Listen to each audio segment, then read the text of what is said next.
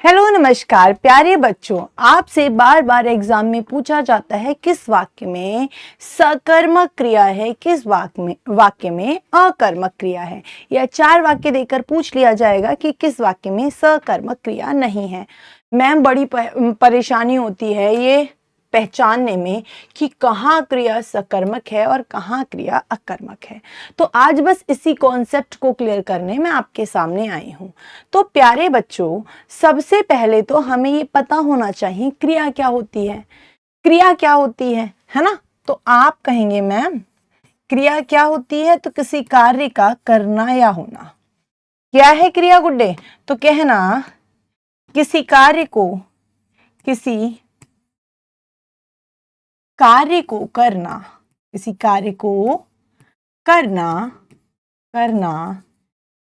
या किसी कार्य का होना, किसी कार्य का होना, ये क्या कहलाता है? तो आप कहना मैम ये क्रिया कहलाता है। ये क्या कहलाता है गुड्डे? क्रिया कहलाता है। ठीक है, हम देखें क्रिया अगर जैसे हवा चल रही है, ये कार्य कोई कर तो नहीं रहा, अपने आप चल रही है ना। पानी बरस रहा है, कोई बरसा नहीं रहा, अपने आप बरस रहा है। नदी बह रही है, स्वयं बह रही है। सूरज उदय हो रहा है। इसका मतलब क्या है बेटा? कुछ क्रियाएं अपने आप होती हैं, तो उन अपने आप होने वाली क्रिया को भी हम क्या कहेंगे? क्रिया ही कहेंगे।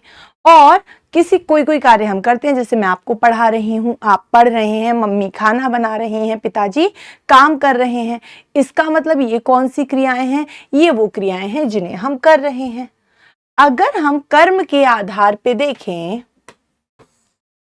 तो क्रिया के 2 भेद होते हैं। कर्म के आधार पे क्रिया कितने प्रकार की होती है? कर्म के आधार पर क्रिया कितने प्रकार की होती है? तो आप कहना मैम 2 प्रकार की होती है। कौन कौन सी क्रिया होती है कर्म के आधार पे? तो एक कहना मैम, एक होती है सकर्मक क्रिया, एक होती है सकर्मक क्रिया और एक होती है अकर्मक क्रिया।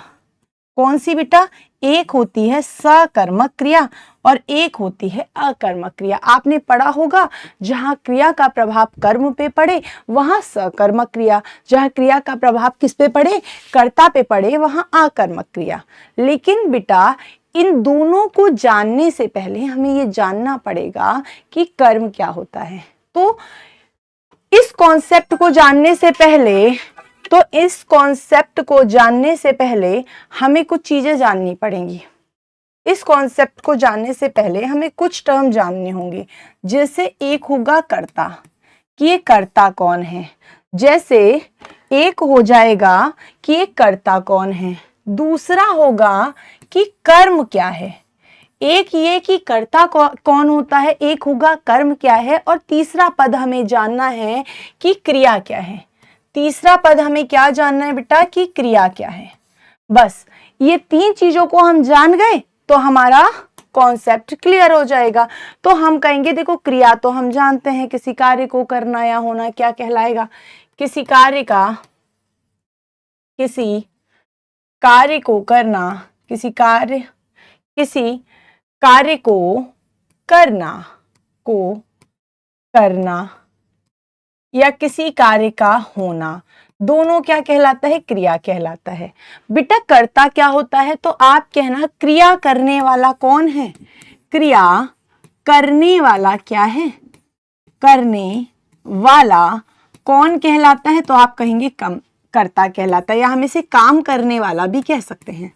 काम करने वाला क्या कहलाता है? तो कर्ता कहलाता है। बस ये 2 बातें अगर आपको याद हो गई तो आपको अब एक ही चीज और जाननी है कि कर्म क्या होता है। कर्म क्या होता है? तो बेटा कर्म है वह वस्तु मतलब कोई चीज, वस्तु या व्यक्ति जिस पर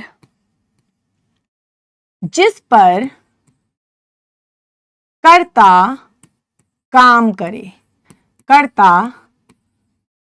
करे उसे हम क्या कहते हैं? कर्म कहते हैं। कर्म क्या है? वह व्यक्ति या वस्तु है जिस पे कर्ता क्या करेगा? काम करेगा। क्या करेगा बेटा? कर्ता काम करेगा। कर्म क्या है? वह वस्तु या व्यक्ति जिस पे कर्ता काम करे, क्या कहलाता है? तो कर्म कहलाता है। अब आपको कोई इसमें समस्या तो नहीं हुई? ये तो आप समझ गए होंगे। बताओ, समझ चुके? अगर समझ चुके तो ये वस्तु में क्या आ जाएगी? सभी निर्जीव। हर निर्जीव को हम वस्तु कहेंगे और व्यक्ति क्या है? सभी सजीव को हम व्यक्ति कह देंगे। सभी सजीव को हम क्या कहेंगे बेटा? क्या कहेंगे? व्यक्ति कह देंगे। अब आ जाते हैं पहली लाइन पे। तो सकर्मक क्रिया क्या है? जहां क्रिया का प्रभाव, जहां क्रिया का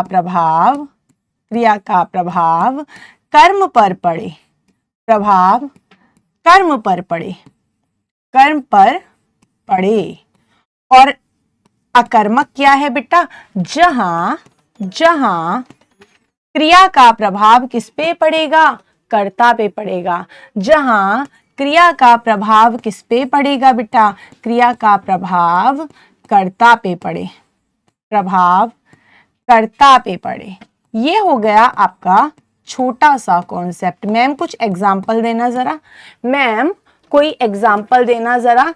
तो मैं कहूं माँ खाना बना रही है। माँ खाना बना रही है। मतलब गुड्डे बनाने की क्रिया बना रही है। माँ खाना बना रही है मतलब गुड्डे माँ बनाने की जो क्रिया है वो किसी वस्तु पे कर रही है, अर्थात इसमें कर्म है ना। बनाने की क्रिया किसी वस्तु पे कर रही है अर्थात इसमें कर्म है। ऐसे ही मैं ऊपर लिख देती हूं माँ बच्चे को सुला रही है। तो कर्ता तो यहां भी बेटा माँ है, लेकिन क्या कर रही है? वो क्रिया किस पे कर रही है? बच्चे पे कर रही है। तो बेटा ये क्या है? सकर्मक क्रिया वाला वाक्य है। इसमें क्रिया कैसी है? सकर्मक है। अगर वहीं मैं कह दूं, वहीं मैं आपसे एक छोटी सी बात कहूं, माँ सो रही है, माँ सो रही है, तो सोने का प्रभाव किस पे पड़ रहा है? तो यहां माँ पे पड़ रहा है। यहां सोने का प्रभाव किस पे पड़ रहा है? बच्चे पे पड़ रहा है। यहां कर्म है, यहां कर्म नहीं है। यहां सिर्फ क्या है? कर्ता है, क्योंकि कार्य करने वाली, सोने वाली यहां कौन है? माँ है। बताओ बेटा, यहां माँ कौन है? कर्ता है। और कर्ता पे किसका प्रभाव पड़ रहा है? तो आप कहेंगे मैम क्रिया का प्रभाव पड़ रहा है। ठीक है, कर्ता पर पड़े, मैं लिख दूं यहां पे, कर्ता पर पड़े। ठीक, चलिए अगर मैं आपसे कहूं, ऐसे ही मैं कहूं माँ नहा रही है, इसका मतलब ये नहाने की क्रिया माँ किस पर कर रही है? स्वयं पे कर रही है। तो क्रिया का प्रभाव किस पे पड़ रहा है गुड्डे? कर्ता पे पड़ रहा है। ये हो गई सकर्मक और अकर्मक क्रिया। तो बेटा जो भी कॉन्सेप्ट था मैंने आपको समझाया, ऐसे कॉन्सेप्ट वाली क्लास कहते हैं। एक बार में समझ में ना आई हो तो एक बार और इसको रिवाइज कर लेना, आपका सकर्मक और अकर्मक क्रिया का कॉन्सेप्ट पूरी तरह क्लियर हो जाएगा। धन्यवाद।